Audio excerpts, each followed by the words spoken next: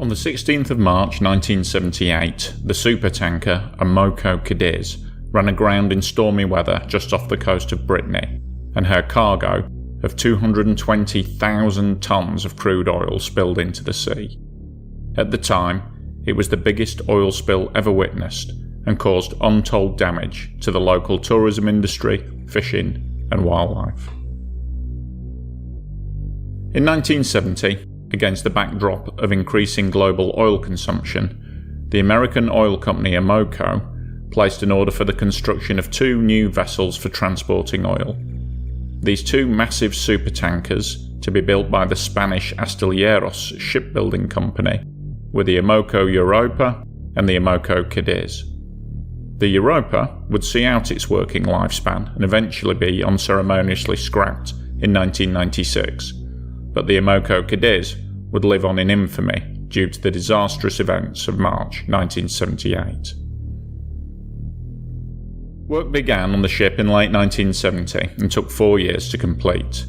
The completed vessel was massive, over 1,000 feet long and 170 feet wide, weighing an incredible 230,000 tonnes. She was a true behemoth. In February 1978, the Amoco Cadiz set off on what was to be her final voyage. In the Persian Gulf, she was fully loaded with a cargo of light crude oil and was headed for Rotterdam via the Cape of Good Hope. 4 weeks later, with her journey almost over, she encountered gale-force winds and high seas whilst heading towards the English Channel. It was during this storm that, without warning, her steering gear failed completely. It was just after 9 in the morning, and she was about 9 miles north of the small island of Ushant, just off the westernmost point of the coast of Brittany.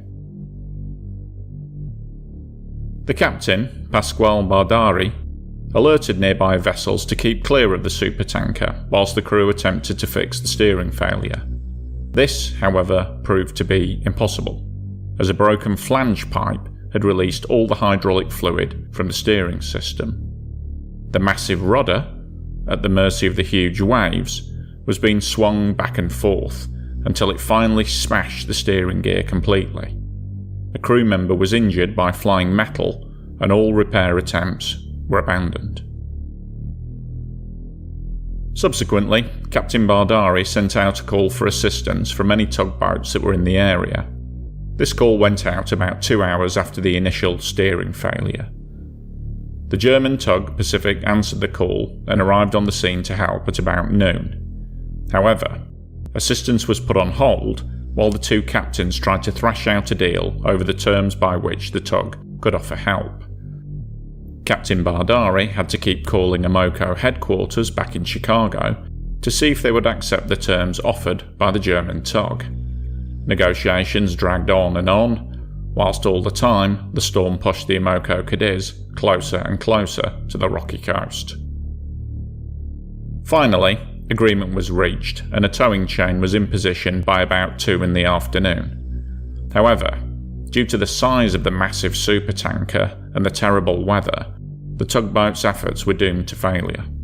The tug was unable to turn the tanker into the wind and tow her, and at about 4 in the afternoon, the towing chain finally snapped.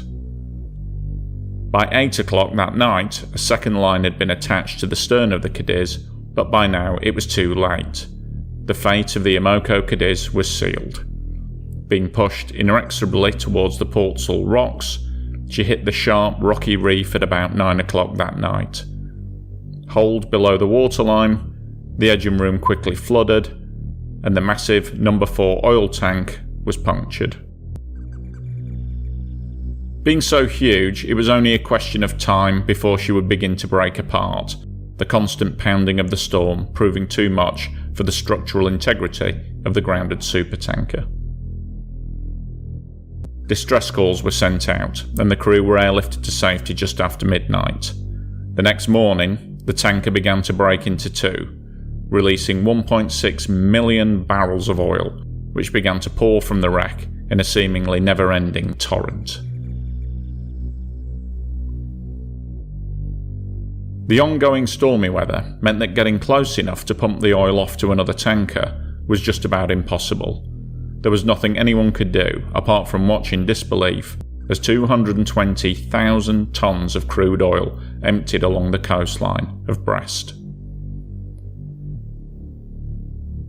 By March 28th, the wreck had broken into 3 separate pieces, with the enormous bow section now pointing skywards, resembling the head of some kind of bizarre metal leviathan. The French government, worrying that cleanup efforts would be in vain if the wreck continued to spew oil, ordered the Navy to sink the wreck.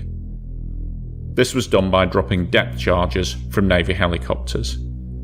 This was successful, and soon afterwards the Amoco Cadiz finally vanished beneath the waves.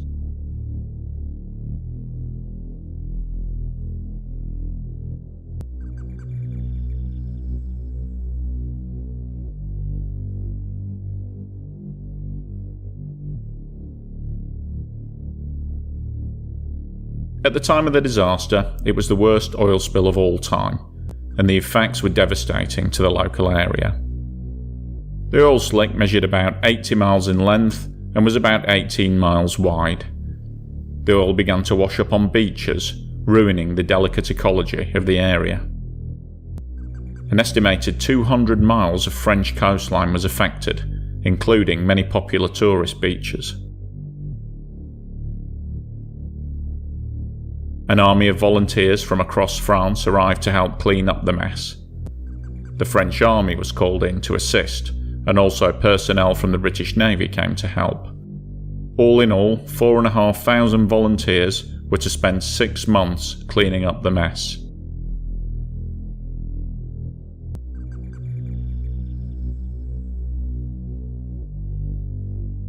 The light crude oil that was released had been mixed with seawater by the strong wave pounding and produced what has been described as a kind of chocolate mousse consistency gunk, a mix of emulsified oil and water which was much harder to clean up than regular oil. This gunk ruined the local oyster beds, killed off all the lobsters and crabs, and killed an estimated 20,000 seabirds. Fish caught in the region reportedly tasted of petrol for months afterwards. Whole species of sea creatures disappeared from the area, only returning slowly over the following years. The French government claimed that the disaster had caused damage into the billions of dollars, and presented claims for such to the American courts. The case has dragged on for years, and Amoco was finally ordered by a federal judge to pay up to $120 million back in 1990. The wreck remained off limits to divers for many years as the Navy suspected that an unexploded depth charge was lodged against the wreckage, but it was finally opened up and is now a popular spot for leisure diving. Strangely, when divers returned to the wreck, they found that the colossal bow section was gone. Nobody knows what happened to it, it's just simply not there anymore.